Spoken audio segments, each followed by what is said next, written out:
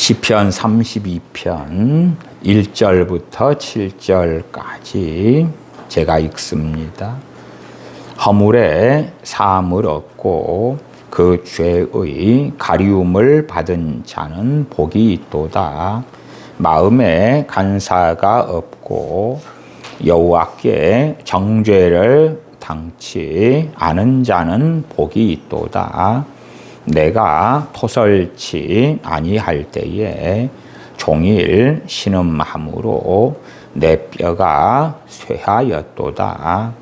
주의 손이 주야로 나를 누르시오니 내 진액이 화하여 여름 가물에 마름같이 되었나이다. 셀라. 내가 이르기를 내 허물을 여호와께 자복하리라 하고 주께 내 죄를 아뢰고 내 죄악을 숨기지 아니하였더니 곧 주께서 내 죄의 악을 사하셨나이다. 셀라. 이로 인하여 무릇 경건한 자는 주를 만날 기회를 타서 주께 기도할지라. 진실로 홍수가 범람할지라도 저에게 미치지 못하리이다. 주는 나의 은신처이오니 환난에서 나를 보호하시고 구원의 노래로 나를 애우시리이다. 셀라. 아멘. 아멘. 지난 시간에 이어서 하나님의 심판의 교리, 그 가운데 백보자 심판의 교리를 중심으로 말씀을 드리겠습니다. 사람이 죽은 다음에는 천국과 지옥으로 그 영혼은 즉각적으로 가기 때문에 어떤 사람이 구원을 받느냐, 영원한 멸망 지옥에 처하게 되느냐 하는 심판은 이미 살아있을 때 결정되고 죽은 다음에 즉시로 시행된다 하는 말씀을 반복적으로 드렸습니다. 그러나 구원받은 하나님의 백성들이라고 할지라도 백보자 심판을 다 받게 된다.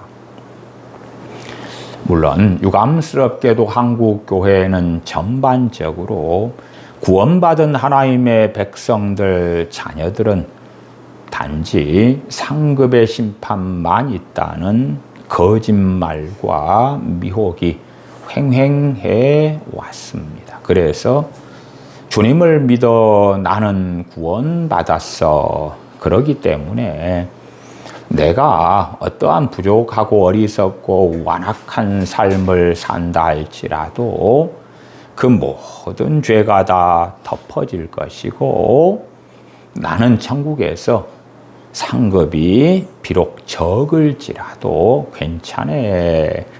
나의 그 허물과 잘못은 다 덮어지고 끝날 거야.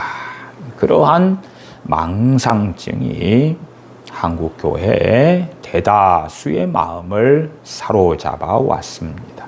그래서 제가 초대교회 교부들이 백보자 심판에 대하여 또한 종국적으로 구원받은 하나님의 백성들이 백보자 심판대에서 당할 일들에 대하여 어떻게 설명하고 가르쳤는지 하는 것을 말씀을 드렸고, 또한 종교개혁자들 그 가운데 대표적으로 마틴 루터와 존 칼빈의 설명으로서 믿는 자들이 백보자 심판대에서 어떠한 일을 겪고 당하게 될 것인가 하는 것을 말씀드렸습니다. 그래서 단순하게 주님 믿은 사람이 구원받아서 천국에 가서 그리고 상급을 적게든 많게든 받고 끝날 거야, 그런 것은 결코 성경에서 가르치지 않는 거짓말이다 하는 것들을 반복적으로 말씀드렸습니다.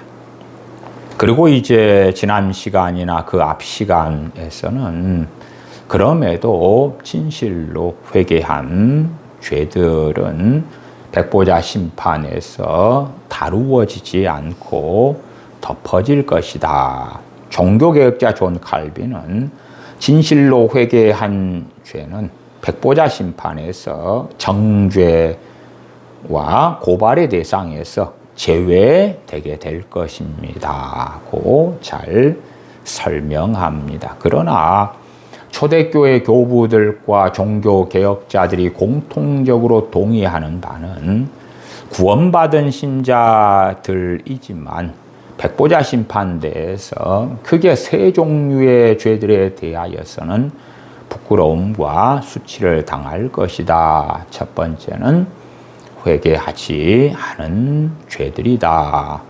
두 번째는 사랑의 부족으로 인한 죄들이다.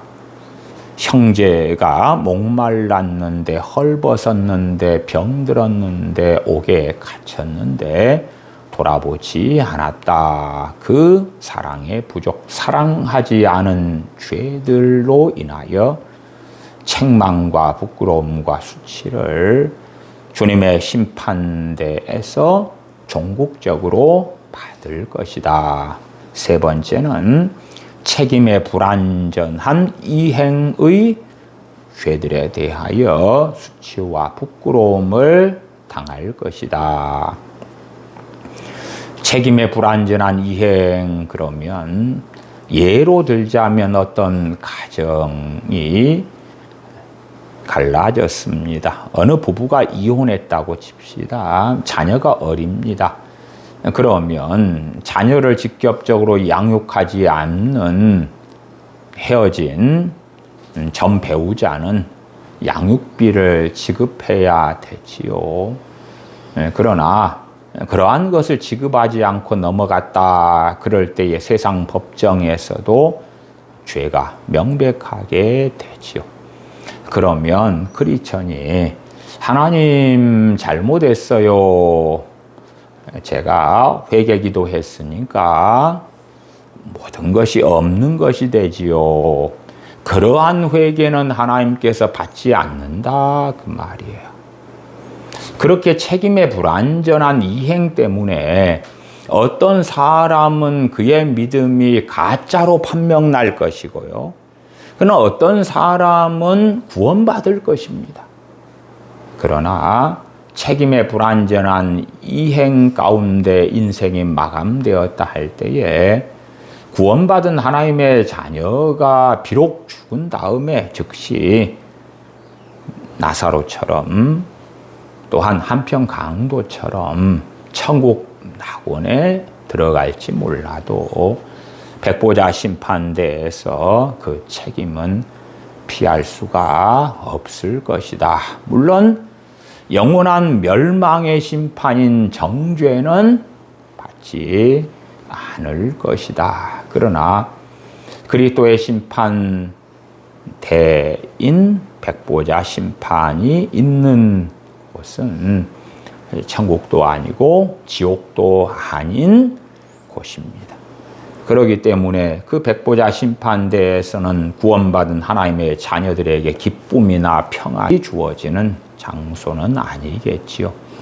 주님의 백보자 심판대에서는 하나님의 사랑과 공의가 온전히 완성되어지는 곳이 될 것이다 말씀드렸습니다. 자, 구원받아 천국에 간 하나님의 자녀들이라고 합시다. 그러나 그 사람 가운데 고린도전서 3장처럼 불 가운데 구원을 받는 사람들이 있다고 합시다. 그 사람이 주님의 재림과 백보자 심판을 맞이하여 심판받을 때에 그의 무수한 죄악이 드러나고 밝혀지겠죠.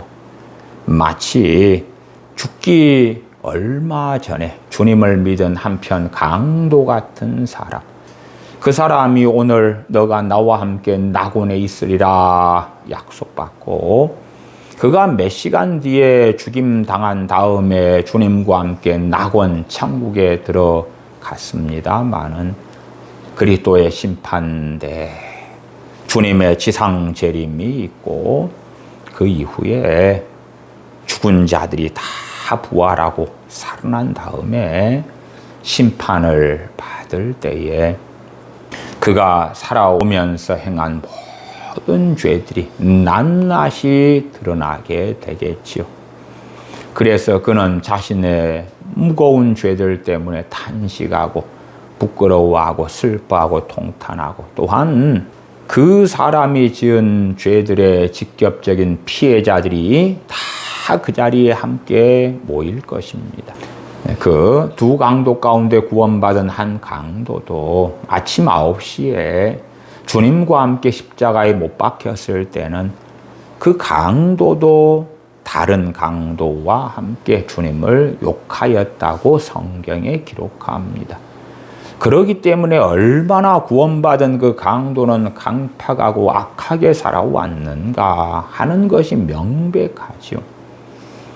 그렇기 때문에 그 구원받은 한 강도는 책임의 불완전한 이행 가운데서 죽은 자입니다. 그러나 우리 주 예수 그리스도를 믿음으로 인하여 구원받은 하나님의 자녀가 되었지요.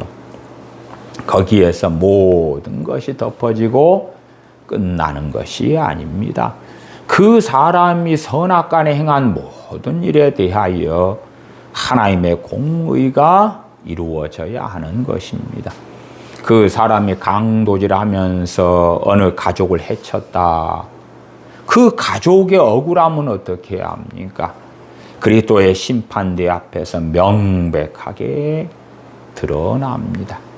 그 사람이 폭행을 하고 모욕을 하고 저주를 하고 사기를 치고 거짓말을 하고 그 모든 것들이 밝히 그리스도의 심판대에서 드러납니다. 그리고 그는 거기에서 무거운 수치와 부끄러움을 당합니다. 그럼에도 하나님의 사랑이 온전히 드러나는 곳이 백보자 심판대이기 때문에 우리 주님께서 재판관이시면서도 대언자 그를 위하여 변호하시는 분이 되어주시고 그의 중보가 그의 대제사장이 되어주셔서 그 무수한 죄들이 만인들 앞에서 드러나고 밝혀지고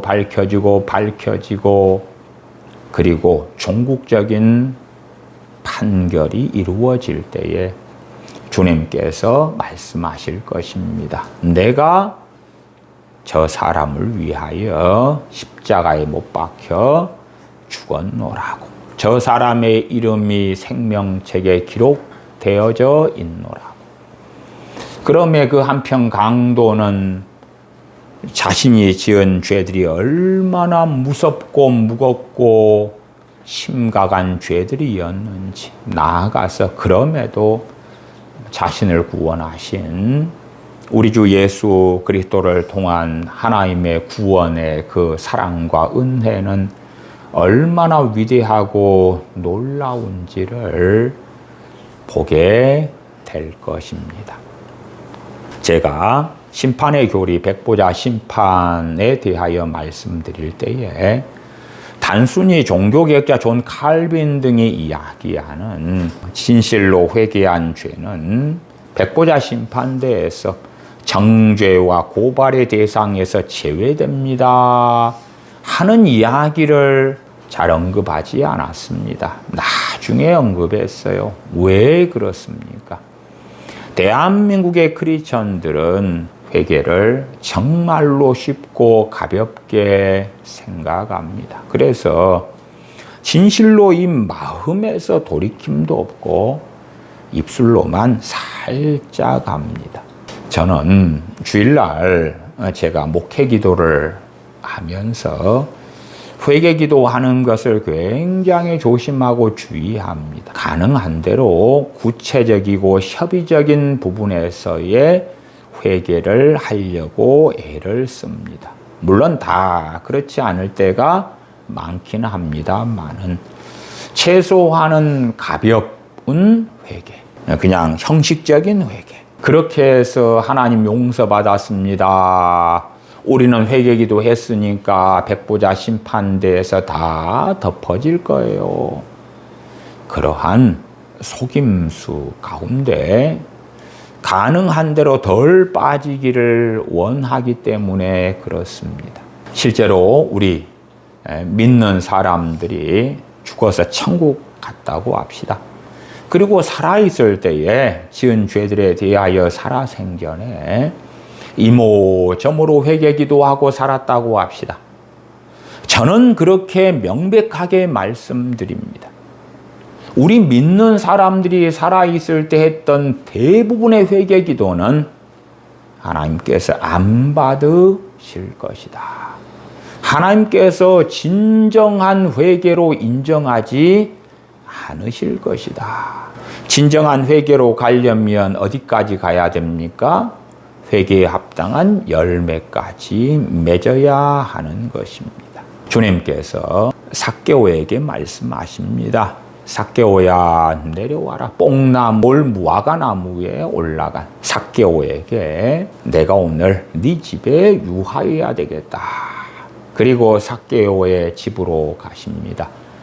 삭개오가 주님 앞에 말씀드립니다. 내가 가난한 자들에게 내 재산의 절반을 주겠습니다. 또한 내가 네게 토색한 것의 4배나 갚겠습니다 합니다. 주님께서는 구원이 이 집에 이르렀다. 이 사람 삭개오도 아브라함의 자손이다고 명백하게 증거하십니다. 주님께서 그러시면서 오신 것은 죄인을 불러 구원하러 오셨다고 밝히십니다. 삭개오의 회개, 그 다음에 주님께서는 삭개오의 구원을 선언하십니다. 그러나 아직 삭개오는 회개에 합당한 열매를 맺지는 않았습니다. 행위 구원론이 아니란 이야기죠. 삭개오가 재산을 가난한 자들에게 절반을 다 나눠준 다음에 주님 내가 이렇게 했어요. 구원해 주세요. 용서해 주세요. 라든지 네 것을 토색한 것 탈취한 것에 4배를 다 갚고 와가지고 내가 이렇게 했어요. 그러니까 주님께서 구원이 이 집에 이르렀다. 그러신 것이 아닙니다. 아직 삭개오는 액션을 취하지 않았습니다. 아직 삭개오는 자신의 재산의 절반을 가난한 자들에게 나눠주지 않았습니다. 아직 네 것을 토색한 것의 4배나 갚지 않았습니다. 그러니까 회개와 회개에 합당한 열매는 명확히 구분된다. 그러나 뗄래야 뗄 수 있는 건 아니다 하는 주제와 내용으로서는 오랫동안 반복하여 말씀드려 왔습니다. 진실로 우리가 회개했다. 그렇게 착각하는 많은 회개에 있어서 하나님께서는 인정하지 아니하시는 경우가 너무 많다. 우리 한국 교회에서는 가벼운 회개, 대표 기도에서 하는 회개, 형식적인 회개가 난무를 합니다. 그러니까 어떤 대표 기도를 듣노라면은 말도 안 되는 회개 기도를 하고 있는 것을 발견합니다. 하나님, 알고 지은 죄, 모르고 지은 죄 다 용서해 주세요라는 기가 막힌 말도 안 되는 회개 기도를 하고 자빠져 있는 것입니다. 그러한 것은 로마 가톨릭에서 신부에게 고해성사를 하는 그러한 악한 짓과 도대체 얼마나 차이가 있을 수 있을까? 제가 한국교회의 대표 기도 예시에 대하여 구글로 검색을 좀 해보았습니다. 한국교회의 대표 기도 예시, 그러니까 먼저는 구글 AI에서 개요로 하나님 감사합니다. 그 다음에 회개기도가 한 문장이 나옵니다. 읽어드리면 세상 속에서 지은 죄와 허물을 십자가 보혈로 씻어 주옵소서. 그리고 이 한 문장의 회개기도 끝난 다음에 이제 간구의 내용으로 갑니다. 여기에서는 구체적인 죄가 있어요? 없어요? 없어요. 세상 속에서 지은 죄와 허물을 십자가 보혈로 씻어 주옵소서. 이런 가벼운 형식적인 회개기도를 주일날 목회자가 하고 대표기도하는 이들이 하지요. 어떤 교회는 주일날 장로님 등의 대표기도만이 아니라 수요일날, 금요일날도 대표기도를 하고 목회자가 마치 신부가 고해성사실에서 성부와 성자와 성령의 이름으로 너의 죄를 사하노라 하는 것처럼 하나님 회개합니다. 우리를 용서하심을 믿고 감사를 드립니다. 그렇게 바로 이어지는 그러한 죄 사함의 선언적인 이상한 기도까지도 많이 쉽게 들을 수도 있습니다. 일반적으로 대표 기도는 그렇게 합니다. 첫 번째는 찬양과 감사를 합니다. 두 번째는 회개와 고백을 하고 세 번째가 도구, 교회를 위하여, 성도를 위하여, 국가와 나라, 민족을 위하여 기도하고 다섯 번째가 예배와 말씀을 위하여 기도합니다. 예배와 말씀을 위한 기도는 당연하게 목회자, 설교하는 목회자를 위한 기도가 되고 다섯 번째가 마침 마무리하는 기도의 내용이 나옵니다. 일반적으로 그렇게 찬양과 감사, 회개와 고백, 간구, 그 다음에 말씀을 증거하는 목사님에게 성령님의 능력을 입혀주셔서 그 말씀이 우리의 마음을 찔러서 어쩌고 저쩌고 막 그러한 기도. 찬양과 감사는 우리가 잘 압니다. 예시로 보면 온 마음과 정성을 다해 드리는 이 예배를 기뻐 받아 주옵소서. 이 찬양과 감사의 기도의 대표적인 예시를 제가 구글에 검색했을 때 나오는 거예요. 첫 줄에. 그러면은 온 마음과 정성을 다해 드리는 이 예배를 스스로 뭐 한 것입니까? 금칠하고 회칠한 것이지요. 이 대표 기도자가 이 기도문으로 기도할 때에 혹은 목회자가 기도할 때 진짜입니까? 온 마음과 정성을 다해 드리는 이 예배입니까? 그것이? 그러니까 어떤 정신착란, 정신병에 들어 살아가는 건데 그 수준은 바리새인과 서기관들이 하는 위선보다 비슷하거나 얼마든지 더할 수도 있는 거예요. 자신들이 헐렁헐렁 정신 안 차리고 대충 그렇게 예배 드리면서 온 마음과 정성을 다해 드리는 이 예배를 기뻐 받아 주옵소서. 그렇게 찬양과 감사의 기도를 하고 자빠져 있는 거예요. 두 번째, 회개와 고백의 기도의 대표 기도 예시. 가장 먼저 나온 구글의 검색에서 나오는 기도 예시를 읽어드리면 지난 한 주간 주님의 자녀로 살겠다고 다짐했지만 세상의 유혹과 욕심에 이끌려 살았던 죄를 고백합니다. 이웃을 향한 사랑보다는 시기심과 미움이 앞섰던 연약함을 용서해 주시고 예수 그리스도의 보혈로 우리의 더러워진 영혼을 깨끗하게 씻어 주옵소서. 그리고 교회와 성도를 위한 기도로 넘어가더라고요. 그러니까 회개 기도라는 게 정말 가볍죠.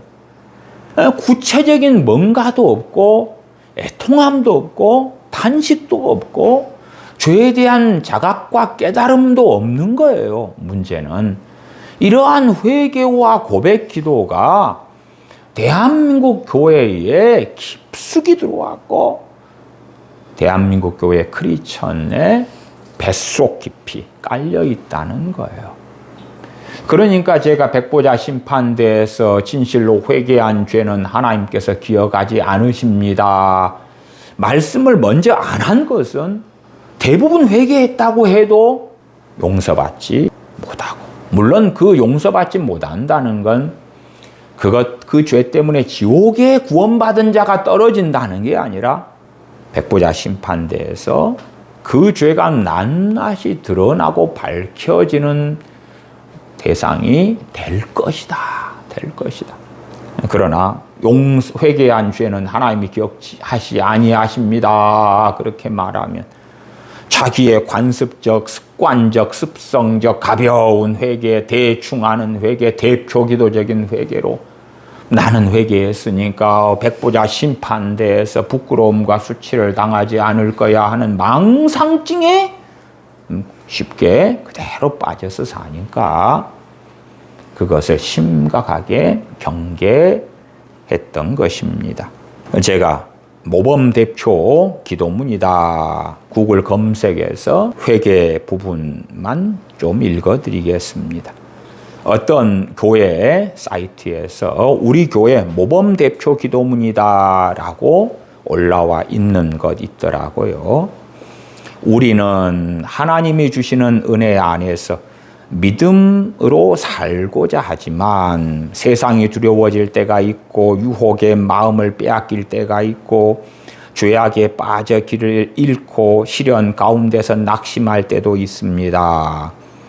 하나님 아버지, 이런 저희의 상한 심령을 붙들어 주셔서 다시금 하나님의 위로 가운데 회복하게 하여 주시고 하나님의 은혜로 더욱 새로워지는 저희가 되게 하여 주시옵소서. 회개 기도라고 봤는데 회개가 없어요. 회개가 없어. 유혹의 마음을 빼앗길 때도 있고 죄악에 빠져 길을 잃고 시련 가운데 낙심할 때도 있습니다. 그럼 회개와 고백 기도니까 이제 고백인 거죠. 우리 그렇다. 그리고 하나님 잘못했습니다는 빠지고 우리의 상한 심령을 붙들어 주셔서 이것이 자기들의 상한 심령이라는 거예요. 성경에서 말씀하는 상한 심령은 회개하고 죄 때문에 애통하는 그 심령을 상한 심령이라 그러지, 지그들 멋대로 죄 가운데 살았는데 그걸 상한 심령이라고 이야기하는 게 아니에요. 그 다음 모범대표 기도문에서 회개와 고백은 하나님의 사랑에 늘 감사드립니다. 그 다음에 그럼에도 불구하고 작은 바람에도 넘어지고 불평하며 살아계신 하나님을 바라보지 못한 우리를 용서해 주옵소서. 얼마나 아름다운 단어로 됐어요. 그럼에도 불구하고 작은 바람에도 넘어지며 불평하며 살아계신 하나님을 바라보지 못한 우리를 용서해 주옵소서. 이러한 회개와 고백의 기도문과 내용을 볼 때는 와, 참 아름답게 잘 됐네. 이러한 대표 기도문을 교인들이 함께 참여하면서 함께 기도하면서 아멘 할 때에 아무도 마음에 꺼려짐이 있지 않아요. 너무나 꿀떡꿀떡꿀떡 잘 넘어가는 거예요.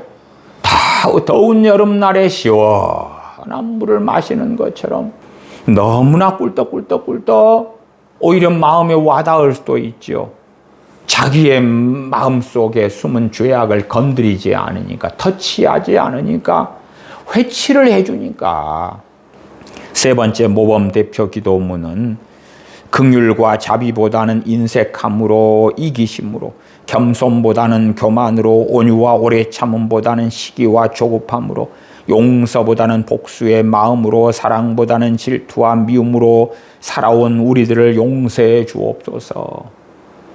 대표 기도문 가운데 회개와 고백의 부분에 이게 전체예요.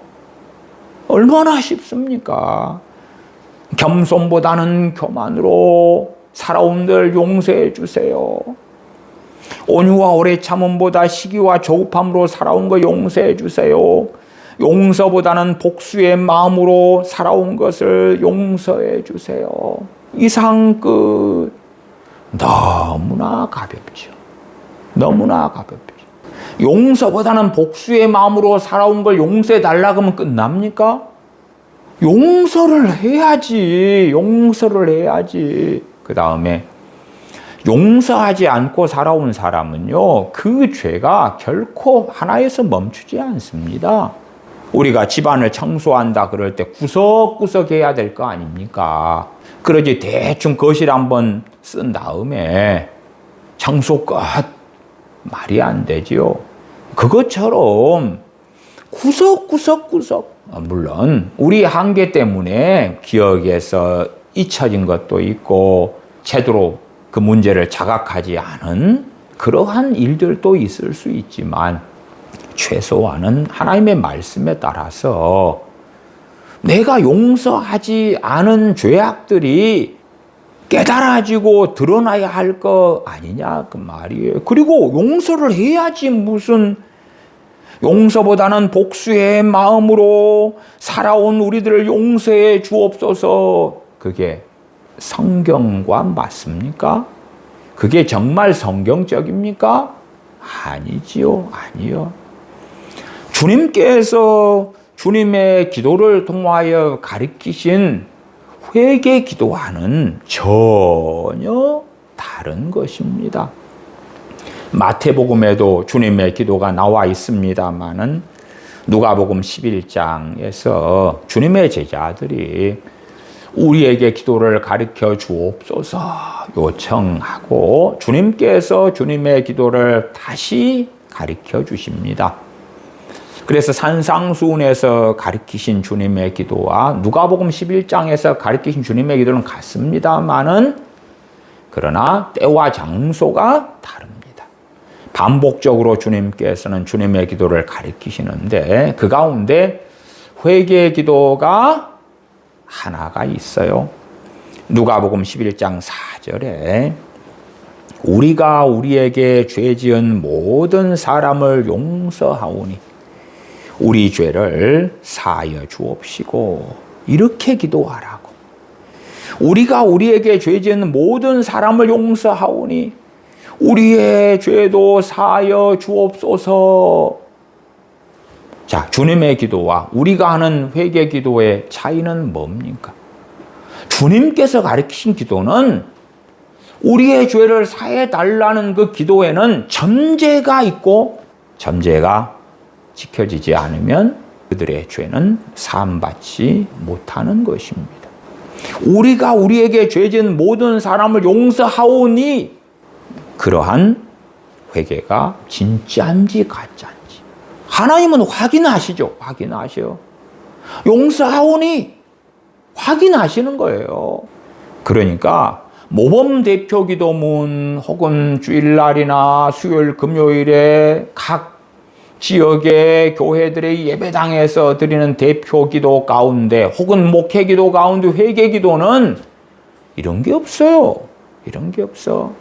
사도 바울이 에베소서나 빌립보서에서 에베소 교회와 빌립보 교회를 위해서 하는 기도에도 그런 회개 기도는 없습니다. 그런 거 없어요. 오늘 시편 32편의 본문을 보면서 어떻게 회개했는가 그런 내용을 확인하게 되지요. 1절 허물의 사함을 얻고 그 죄의 가리움을 받은 자는 복이 있도다. 왜요? 그가 회개하였기 때문에 그렇죠. 당연하게 우리 주 예수님을 믿어 구원받은 사람들은 압니다. 회개하는 그것이 용서를 가져온 게 아니라 우리 주 예수 그리스도의 십자가의 피 흘리심이 우리에게 용서를 가져왔다는 사실을 구걸하는 사람이 한 푼 줍쇼 했더니 그것이 공로가 되어서 길 지나가는 사람이 100달러, 1000달러, 10,000달러를 줘야 되는 필연이 아닌 것처럼 우리가 하나님 잘못했어요 했더니 당연히 하나님 용서해 주셔야 되고 우리가 잘못했어요라고 빌었던 것은 대단한 공로가 된다는 착각을 하는 사람은 정신병원에 가야 되는 거예요. 우리가 하나님 잘못했습니다 하는 것이 도대체 무슨 행위가 됩니까? 하나님 죄송해요, 잘못했어요 하는 게 무슨 공로가 될 수 있냐 그 말이에요. 결코 그렇게 될 수 없는 거예요. 자녀가 아빠 지갑에서 돈을 30만 원을 훔쳤어요. 갖고 허랑방탕하게 썼어요. 들통이 났지요. 그리고 이제 아빠 엄마 앞에서 자녀가 잘못했어요, 아빠 지갑에서 30만 원을 훔쳤어요. 물론 또 처음부터 그렇게 고백 안 합니다. 네 아빠 지갑에 손댔지? 예, 10,000원 가져갔어요. 아닌데 액수가 안 맞는데 5만 원밖에 아니에요. 5만 원. 끝까지 30만 원도 인정도 안 하는 자녀들이 대부분이에요. 어쨌든 그래도 5만 원밖에 안 가져갔어요. 믿어주세요. 그러면서 어떤 자녀들은 웁니다. 울어. 진짜라고. 그러면 잘못했다고 막 빌면 용서해 줘야 됩니까? 정말로? 그것이 대단한 행위입니까? 안 그렇지요. 어떤 용서의 문제가 있을 때는 가해자하고 피해자가 있어요. 그러면은 용서는 누가 결정하냐? 그럼 피해자가 결정하는 거지. 물론 객관성은 반드시 있어야 되기 때문에 국가마다 법이라는 게 있어요.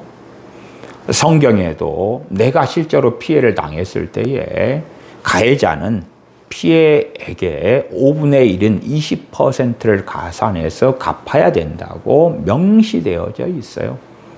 내가 어떤 사람의 돈을 100만 원을 훔쳤다 그러면 100만 원만 돌려줘서는 안 되고 20%를 합해서 120만 원을 돌려줘야지 하나님의 법에 맞아요. 그러한 것을 삭개오는 4배로 갚겠다고 한 거 20%가 아니라 4배로 400%로 갚겠다고 했으니까 얼마나 놀라운지 우리는 알 수가 있어요. 그러면은 가해자가 피해자에게 미안해, 용서해줘, 잘못했어. 그러니까 그런 가벼운 사죄로는 피해자는 용서할 수 없는 거예요. 더군다나 재산상의 손실까지 났는데 재산상의 손실은 갚아주지 않으면서 배상하지 않으면서 미안해, 이해해줘, 그 정도도 이해 못해, 그런다면 말도 안 되죠. 가해자가 잘못했다고 하는 것이 피해자가 당연히 용서해줘야 되는 것처럼 착각하는 사람들이 참 많아요. 이 부부 상담을 하다 보면요, 부부 중에 한쪽이 좀 기괴한 사람들이 있어요.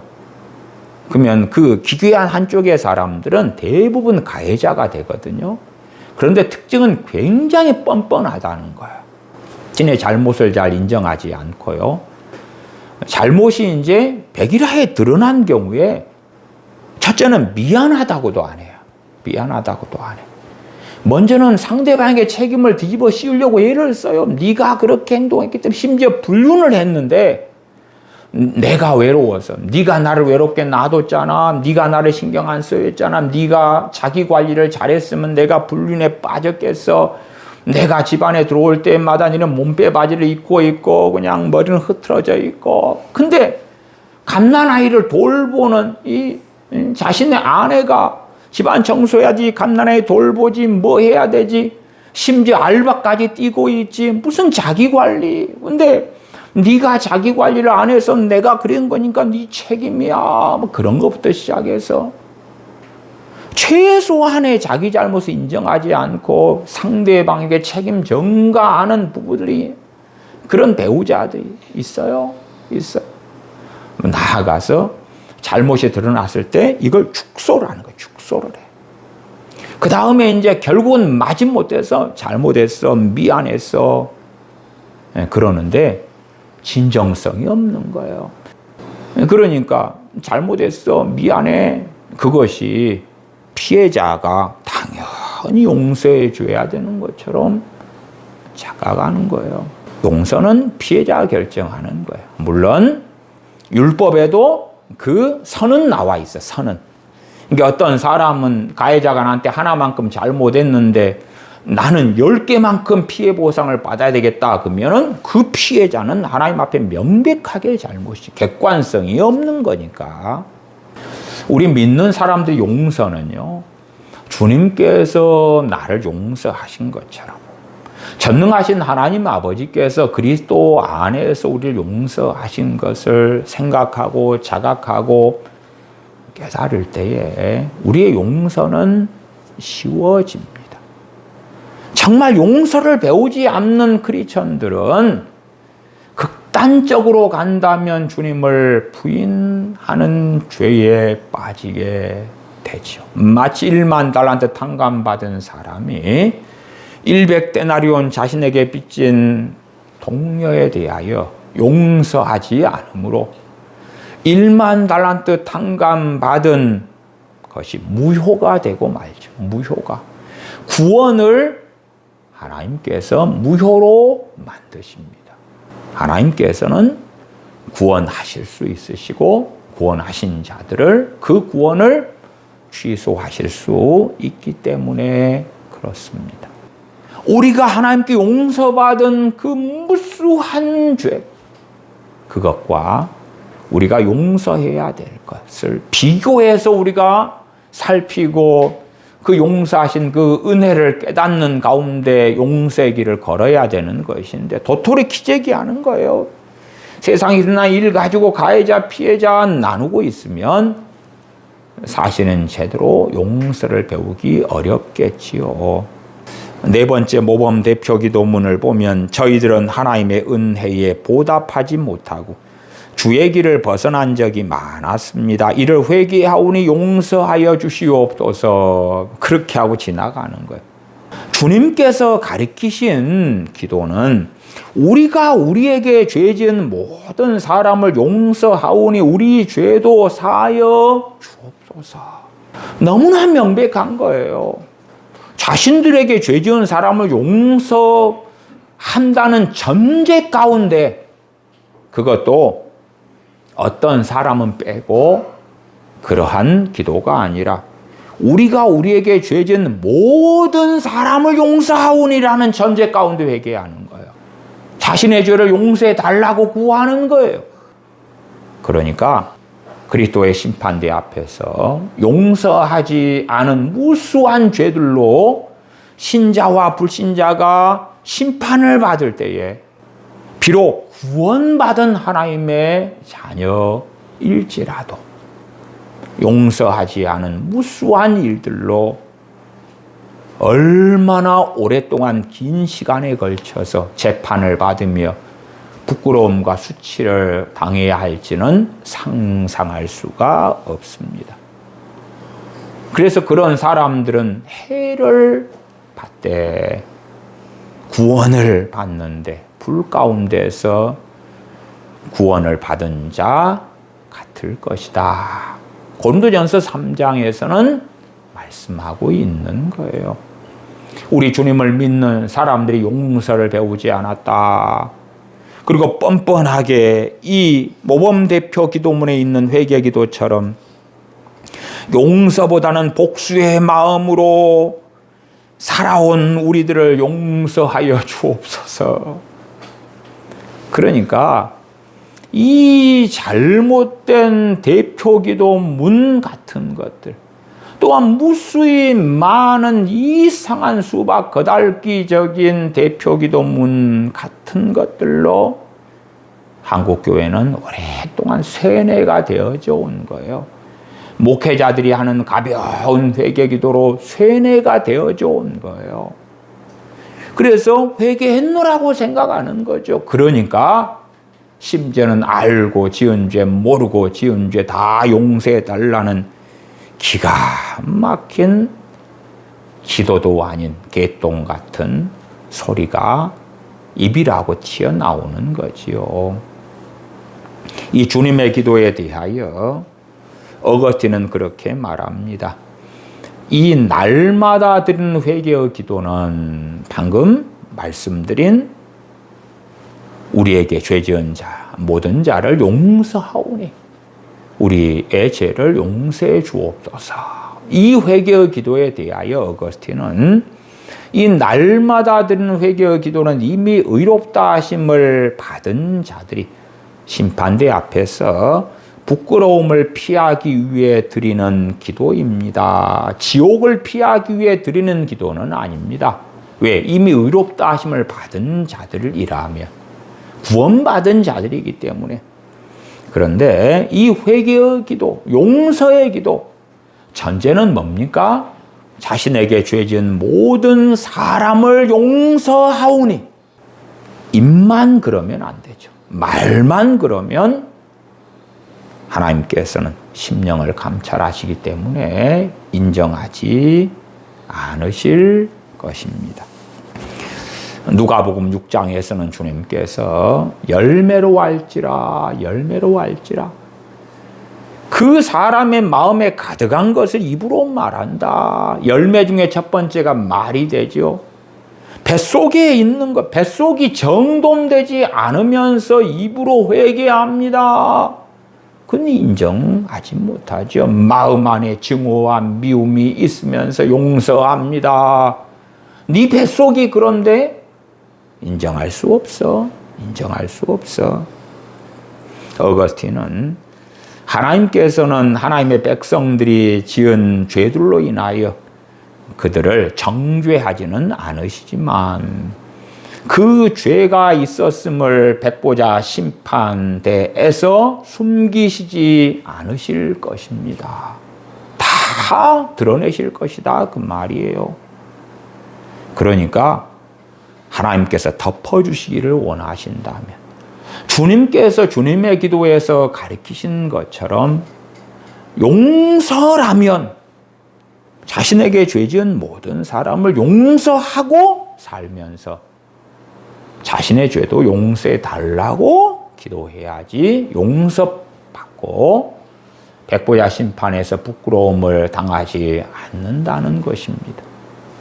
저는 많은 크리스천들과 상담을 수십 년을 해왔습니다. 그때에 용서하지 않은 문제가 너무나 많았습니다. 그래도 괜찮다고 생각하고 있는 거예요. 형제를 용서치 않는 너희들의 죄도 용서치 않으실 것이라고 주님께서 직접 말씀하셨는데, 그러나 용서를 너무나 가볍게 생각하는 거예요. 자기는 구원받았어. 죽은 다음에 천국에 가고 상급의 심판만 있어. 그러니까 미워하고 싶은 사람 미워하고, 증오하고 싶은 사람 증오하고, 시기질투하고 싶은 사람 시기질투하고, 험담하고 싶은 사람 험담하고, 판단하고 정죄하고 싶은 사람들 그렇게 멋대로 하고 사는데도 담대한 거예요. 그래서 제게 상담하는 다수의 사람들은 저 사람 때문에, 다른 사람 때문에 내가 이렇게 힘들어요. 그리고 자기의 책임, 자기의 문제 가운데 탄식하면서 제게 말씀하시는 분들은 상대적으로 많지 않았어요. 저 사람이 문제라니까요. 내 자식 어떻게 변화해야 돼요? 내 남편, 내 아내, 저 사람 어떻게 해야 돼요?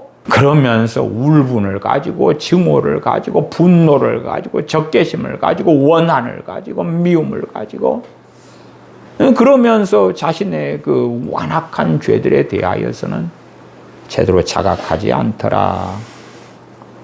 요한 크리소스톰은 형제를 용서하지 않으면서 이 기도를 드리는 자는 자기 입으로 장차받을 백보자 심판대에서의 판결을 미리 낭독하는 것입니다. 지 입으로 지가 잘못된 것을 행했다는 판결을 낭독하는 것이 된다. 용서를 거부하는 그리스도인들은 백보자 심판의 그날에 벌을 받지는 않겠지만 부끄러워 얼굴을 들지 못하게 될 것입니다. 마틴 루터는 용서하지 않은 신자는 구원을 잃지는 않아도 심판대에서 수치를 당할 것입니다. 존 칼빈은 이 용서와 이 기도는 그리스도의 심판대에서 평안과 담대함을 위한 준비가 됩니다. 용서하지 않는 자들은 그리스도의 심판대 앞에서 평안과 담대함을 가지지 못하게 되는 거지요. 하나님은 자기 자녀를 심판대에서 정죄하지는 않으시나 모든 것을 드러내실 것입니다 라고 존 칼빈은 증거합니다. 그러면서 진실로 회개한 죄는 정죄나 고발의 대상에서 제외가 될 것입니다.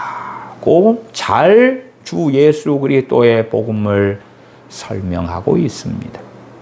제가 방금 말씀드린 어거스틴, 요한 크리스오스톰, 마틴 루터, 존 칼빈은 이 주기도문의 누가복음 6장에 있는 말씀에 누가복음 11장에 있는 이 말씀에 주에서 이렇게 말하고 있는 거예요. 다시 시편 32편 1절로 돌아오십시다. 허물에 사함을 얻고 그 죄의 가리움을 받은 자는 복이 있도다. 어떤 사람요? 진실로 회개하는 사람. 2절 마음에 간사가 없고 여호와께 정죄를 당치 않은 자는 복이 있도다. 마음에 간사가 없고 그럽니다. 마음에 간사가 없다. 세번역 성경에는 마음에 속임수가 없다. 현대인의 성경 공동번역은 마음에 거짓이 없다. 진실로 회개하는 사람의 중심을 하나님이 감찰하실 때에 마음에 뭐가 없는 것입니까? 거짓, 속임수가 없는 거예요. 하나님, 내가 그것이 죄인 것을 깨달았습니다. 그러면 진짜 마음에 깨달은 거예요.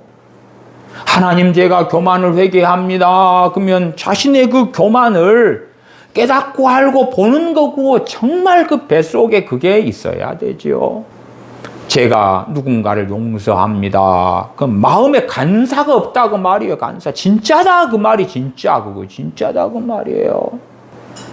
그럼에 여호와께 정죄를 받지 않는 복을 받게 되는 것이지요. 정말 많은 사람들은 입과 뱃속이 달라요. 그러한 회개 기도를 하나님이 받으실 리가 없죠. 그리스도의 심판대에서 우리 믿는 사람들이 수치와 부끄러움을 당하지 않으려면 하나님의 말씀 66권을 통하여 더 깊이, 더 구체적으로 죄가 드러나고 알려주고 증거되고 가르쳐지고 깨달아져야 돼요. 왜? 그래야지만이 회개할 수 있기 때문에 그렇죠. 그 죄를 가지고 우리 주님께 나아갈 수 있기 때문에 그렇죠. 단지 주님께서 내 모든 죄를 용서해 주셨습니다. 나를 구원하셨습니다. 그것은 복음이지만, 그래서 주 예수 그리스도를 믿음으로 구원받아 천국에 갈 수 있겠지만, 그러나 그것이 그리스도의 심판대 앞에서 자신이 선악간에 행했던 모든 일이 다 드러나서 선으로 행한 일들에 대해서는 칭찬과 상급을 받고, 악으로 행한 일은 뭐예요? 죄. 진리와 반대편에 있는 것. 하나님의 뜻과 반대편에 있는 것.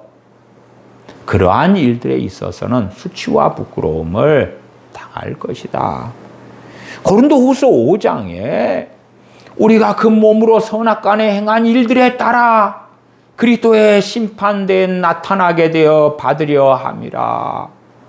사도 바울이 나는 사도니까 그리스도의 심판대 앞에서 선악간에 행한 일들이 아니라 나는 악으로 행한 것은 다 덮어질 거야. 그렇게 증거하지 않습니다. 사도 바울도 예외가 안 되고 고린도 교인들 그 누구라도 예외가 안 됩니다. 선악간에 그 몸으로 행한 일들에 따라 그리스도 심판대 앞에서 받게 될 것입니다. 그러나 구원받은 진실한 믿음을 가진 하나님의 자녀들은 영원한 정죄를 받지 아니하고 그리스도의 구원의 선언이 종국적으로 있겠지요. 3절로 가십시다. 시편 32편 3절. 내가 토설치 아니할 때에 종일 신음함으로 내 뼈가 쇠하였도다. 죄 때문에 다윗은 고통을 받습니다. 마음이 아파요. 힘들어요. 힘들어. 이 뱃속하고 입하고 서로 속이려고 마음에 간사가 있어가지고 속임수가 있고 거짓이 있어가지고 이때만 모면하려고 대충 덮고 넘어가려고. 그래서 현 시대의 대부분의 교회에서 행해지는 목회 기도와 대표 기도에서 하는 회개 기도처럼 대충 덮고 넘어가는, 긍휼과 자비보다는 인색함으로 이기심으로 살아온 우리들 용서해 주세요. 겸손보다도 교만으로 살아온 우리들을 용서해 주세요. 아니, 겸손보다 교만으로 살아왔다 그럴 때 구체적인 뭐가 어디 있어? 자기의 가정에서, 자신의 직장에서, 자신의 형제들 사이에서, 자신의 신앙생활의 여정에서, 나아가 하나님과 일대일의 관계에서 구체적인 교만의 것이 드러나고 깨달아지고 알아지면서 정돈이 되어가고, 정돈이 되어가면서 이렇게 회개가 하나님께 하면서 회개에 합당한 열매까지 연결돼 가야 되는 것이지. 입만 털어서 되냐 그 말이에요. 3절 내가 토설치 아니할 때 종일 신음함으로 내 뼈가 쇠하였도다. 죄를 그만큼 다윗은 깊이 있게 깨닫기 때문에 그래요. 그 죄가 얼마나 무거운지를 깨닫기 때문에 그래요. 알기 때문에 그래요. 제가 무수히 많이 용서에 대한 설교도 해왔습니다. 왜? 주님께서 용서에 대한 말씀을 많이 하셨고, 용서하지 않음이 얼마나 하나님 앞에 끔찍한 일이 된다는 것을 친히 말씀하셨기 때문에 1만 달란트의 비유같이 주님께서 반복적으로 말씀하셨기 때문에 반복적으로 설교해 왔어요. 그러나 그 무거운 죄들에 대하여 가볍게 여긴다면 얼마나 어리석은 사람이 되겠습니까? 4절 주의 손이 주야로 나를 누르시오니. 다윗은 알아요. 이게 단지 마음의 스트레스야, 내 마음의 정죄야. 그게 아니라 주의 손이 주야로 다윗을 누르신다고. 다윗은 하나님의 마음이 합한 사람이었기 때문에 죄에 있어서 하나님께서 친히 그의 죄가 얼마나 무거운지를 알게 하시고 깨닫게 하시고 짓눌러 버리시는 거예요. 과거에 1차 미국의 대각성 운동 때 쓰임받았던 조나단 에드워드 목사님이 지옥에 빠져 들어가는 죄인들에 대한 설교를 할 때에 그 설교를 듣는 사람들에게 성령님께서 놀랍게 역사하십니까? 그 설교를 듣다가 사람들이 절도해버려요. 기절해버려요.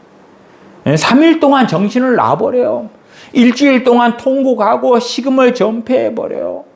그들의 뱃속에 있는 죄들이 드러나니까. 그렇지.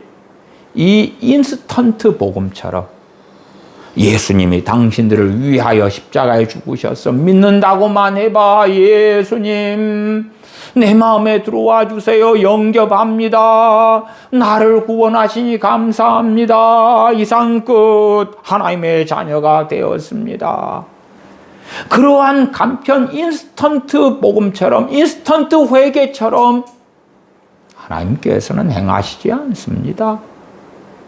그러면 조나단 에드워드 목사님의 하나님의 손에 붙들려 지옥에 떨어져 가는 그 죄인들의 무서운 설교를 들을 때에 그들은 긴 시간 동안 통곡하고 회개하고 뒹굴고, 베드로 사도가 복음을 증거할 때에 유대인들이 말합니다. 우리가 어찌할꼬? 그럼 우리가 어찌할꼬? 죄를 자각하고 깨달으니까. 사도 바울은 로마서 7장 24절에 오호람 나는 공고한 사람이로다. 이 사망의 몸에서 누가 나를 건져내랴 탄식을 합니다. 그 다음에 그는 우리 주 예수 그리스도의 복음을 붙잡는 사람이기 때문에 그 다음 절에 우리 주 예수 그리스도로 말미암아 하나님께 감사하리로다 고백합니다. 자신의 죄악들을 깊이 있게 들여다볼 때는 오호라 나는 공고한 사람이로다. 이 사망의 몸에서 누가 나를 건져내랴. 사도로 살아갈 때에도 그는 죄와 씨름하고 싸웁니다. 그리고 오호라 나는 공고한 사람이로다 탄식합니다. 왜?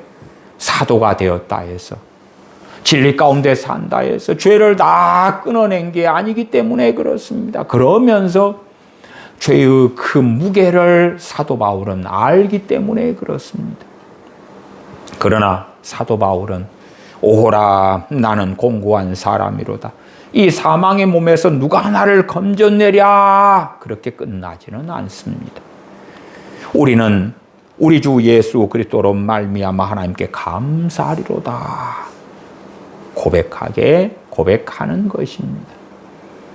우리 많은 믿는 사람들은 신앙생활의 여정 가운데 죄로 인하여 오라 나는 공고한 사람이로다 탄식하는 일이 거의 없습니다.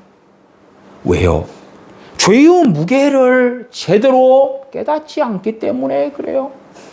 주님께서 내 모든 죄를 위하여 십자가에 죽어주셨어. 그러니까 대충 넘어가자.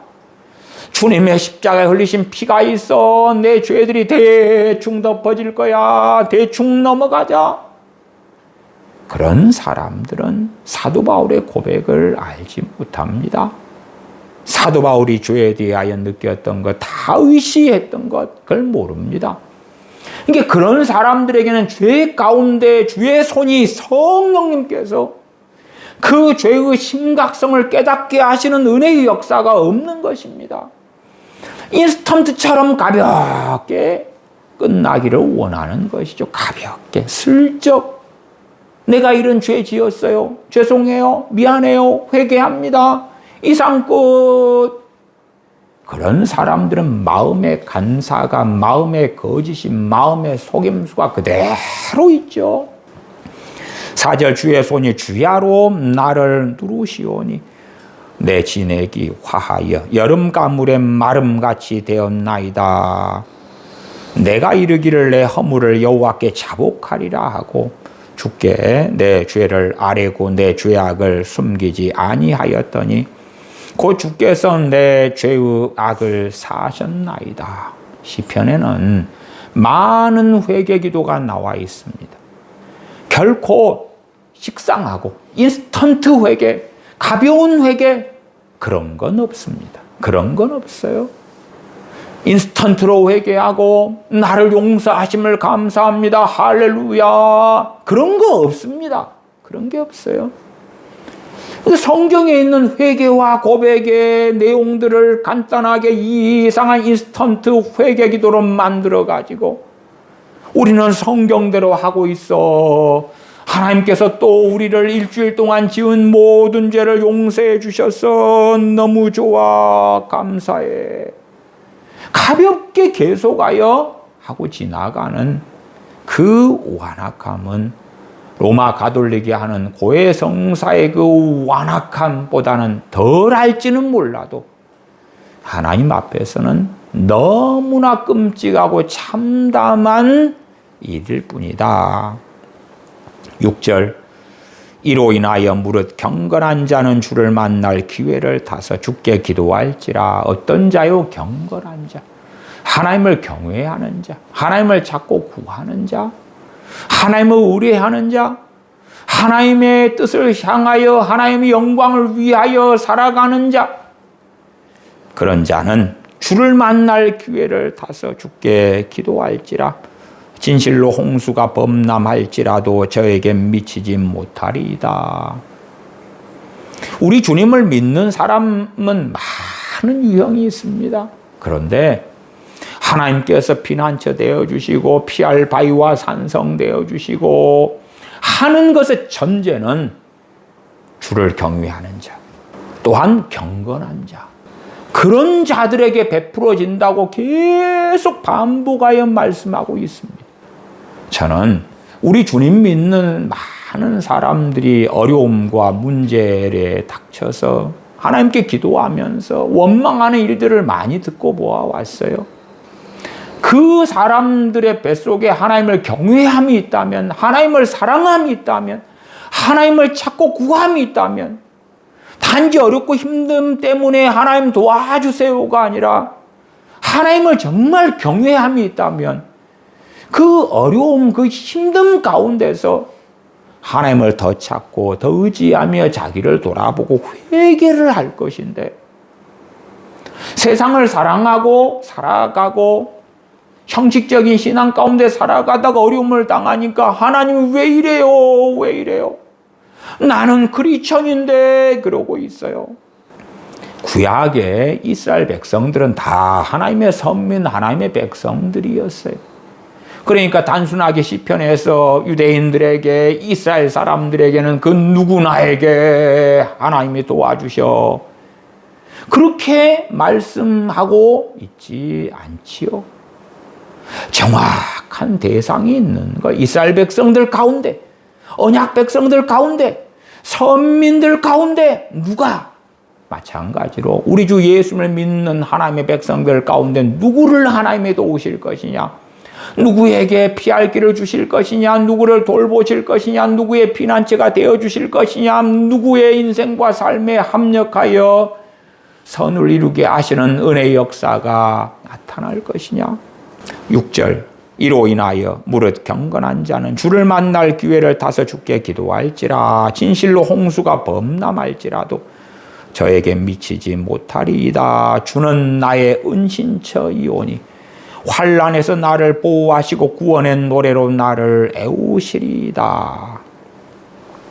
시편 103편으로 갑니다. 시편 103편 10절부터 13절까지 제가 읽어갑니다. 우리의 죄를 따라 처치하지 아니하시며 우리의 죄악을 따라 갚지 아니하셨으니 이는 하늘이 땅에서 높음같이 그를 경외하는 자에게 그 인자하심이 크심이로다. 동이 서에서 먼 것 같이 우리 죄과를 우리에게서 멀리 옮기셨으며. 하나님을 경외하는 자, 요한일서 1장 7절로 한다면 우리가 빛 가운데서 행하면 그리스도 예수님의 피가 우리를 모든 죄에서 깨끗게 하실 것이요. 하나님을 경외하는 삶을 살아가는 사람들, 그런 사람들이 주님의 심판대 앞에 섰을 때에 부끄러움을 당하지 아니할 것입니다. 우리는 무수한 죄를 지어 왔으나 그 죄에 대하여 다 기억하지 못합니다. 시간이 흘러가면 쉽게 잊고 맙니다.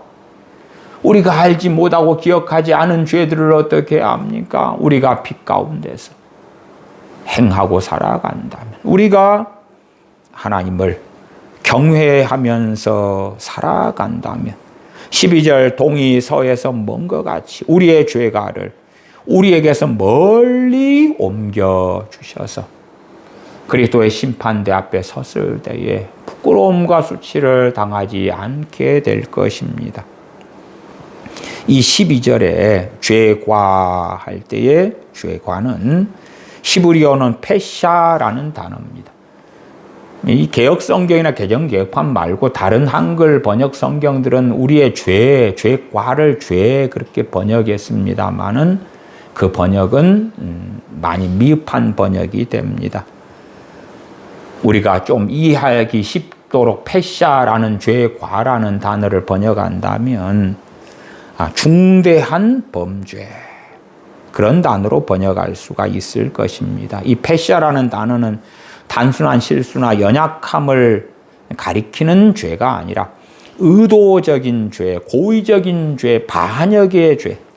그래서 죄의 개념 가운데 가장 강한 죄라는 개념을 가지고 있는 단어입니다. 하나님의 언약을 위반한 죄, 하나님께 대적하며 맞서는 죄를 의미하는 것이 페샤, 죄과라는 단어입니다.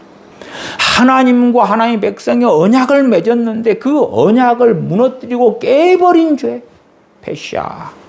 그런데 이러한 무거운 죄임에도 12절 동이 서에서 먼 것 같이 우리 죄과를, 우리 패시아를, 반역의 죄, 중대한 죄를 우리에게서 멀리 옮기셨으며, 그래서 우리가 이러한 심각한 죄들이라도 진실로 회개한 죄들 하나님께서 기억지 아니하실 것이고, 우리가 진실로 회개했다가 우리의 마음이 조변석기하고 화장실 들어갈 때 나올 때 다른 것처럼 회개에 합당한 열매를 맺지 않고 살아간다면, 진실로 회개할 때에 용서하셨다가 그러나 그 용서는 당연히 취소가 되겠지요. 우리가 회개에 합당한 열매를 다 맺은 다음에 내가 너를 구원한다, 내가 너를 용서한다, 그렇게 되지 않습니다. 우리는 회개와 믿음을 통하여 우리 주 예수 그리스도의 구원에 참여하는 자가 되는 것입니다. 회개와 믿음은 불과 분리, 뗄래야 뗄 수 없다, 하나다 말씀을 많이 드렸고, 누가복음의 말씀은 회개에 대한 말씀들로 가득하다는 걸 압니다. 누가복음 5장 32절에 내가 의인을 부르러 온 것이 아니요 죄인을 불러 회개시키러 왔노라. 죄인을 불러 회개시키러 왔노라. 누가복음 15장 7절에 내가 너희에게 이르노니 이와 같이 죄인 하나가 회개하면 하늘에서는 회개할 것 없는 의인 99을 인하여 기뻐하는 것보다 더하리라. 죄인 하나가 믿으면 그런 게 아니라 죄인 하나가 회개하면, 그래서 어떠한 말씀 믿음 자리에 회개가 들어가 있고 어떠한 말씀은 회개 자리에 믿음이 들어가 있고 그래요. 분명히 믿음과 회개는 다른 것인데 같은 말씀으로 취급될 때가 많아요. 죄인을 불러 구원하러 왔노라. 죄인을 불러 회개시키러 왔노라. 인스턴트 복음이 만연하게 되어진 시대에 우리가 살기 때문에 회개가 없는, 믿음만 있는 이상한 복음의 세계 속에 우리가 거하는 참담한 일들이 있지요. 13절로 가십시다. 아비가 자식을 불쌍히 여김같이 여호와께서 자기를 경외하는 자를 불쌍히 여기시나니. 여호와께서 자기를 경외하는 자를 불쌍히 여기신다. 시편은 계속 반복됩니다. 자신을 경외하는 자, 경건한 자, 경건한 자. 경건한 자는 환난에서 건지시고, 그러지. 내 선민 이스라엘, 예수님 믿는 그리스도인 그 누구나가 아닙니다. 그렇기 때문에 하나님을 가까이 하라. 하나님께서 너희를 가까이 하시리라 말씀합니다. 정말 우리가 하나님을 경외하는 자, 경건한 자로 살아갈 때에 우리들이 그리스도의 심판대 앞에 섰을 때에 부끄러워할 일들은 거의 없게 될 것이다.